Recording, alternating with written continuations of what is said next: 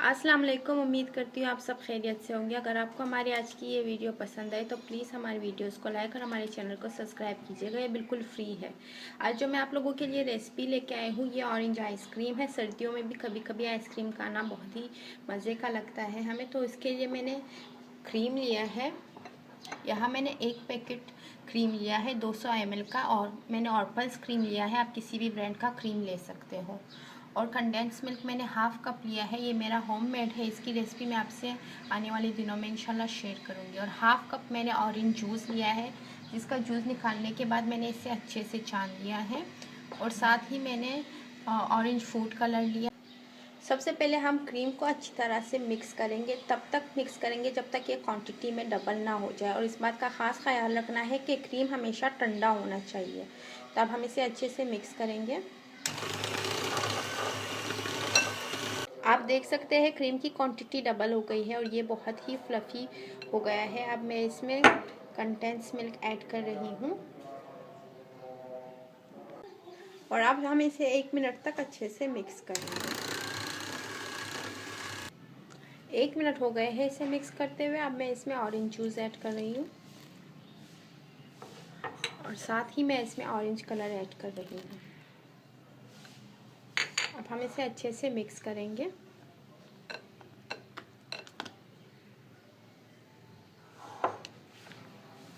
इसमें मैंने orange colour add कर दिया है। आप देख सकते हैं ये बहुत ही प्यारा कलर आया है। अगर आपको इसका कलर डार्क चाहिए हो तो आप इसका फूड कलर ज़्यादा कर दीजिएगा। आप किसी भी इस तरह का बॉक्स ले लीजिएगा जो बंद हो सकता हो, इसमें सारा डाल दीजिएगा।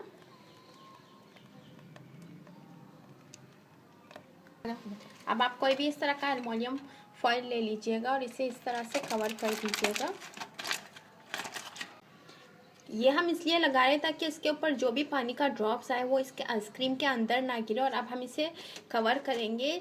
इसे अच्छे से कवर करके ही रखना है ताकि इसके अंदर हवा ना जाए, तभी आइसक्रीम अच्छे से जमेगी। इसके बाद इसका एक और स्टेप बाकी है, तो इसे आप ओवरनाइट के लिए फ्रीज़र में, अगर आपके पास इतना टाइम नहीं तो आप कम से कम इसे 6 से 8 घंटे के लिए फ्रीज़र में रख दीजिएगा। अब हम आप अगले दिन मिलेंगे इंशाल्लाह। आइसक्रीम को रखे हुए अभी 2 घंटे हो गए हैं, तो अभी मैंने आइसक्रीम निकाल दी है।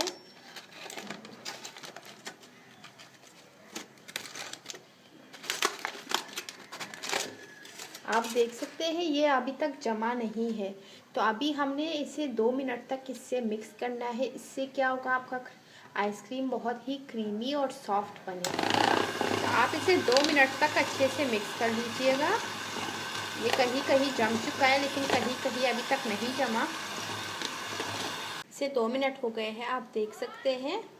तो अब मैं इसे कवर करके ओवरनाइट के लिए रख दूँगी 8 से 10 घंटे के लिए। आइसक्रीम को रखे हुए 1 रात गुजर गई है। अब हम आइसक्रीम चेक करते हैं।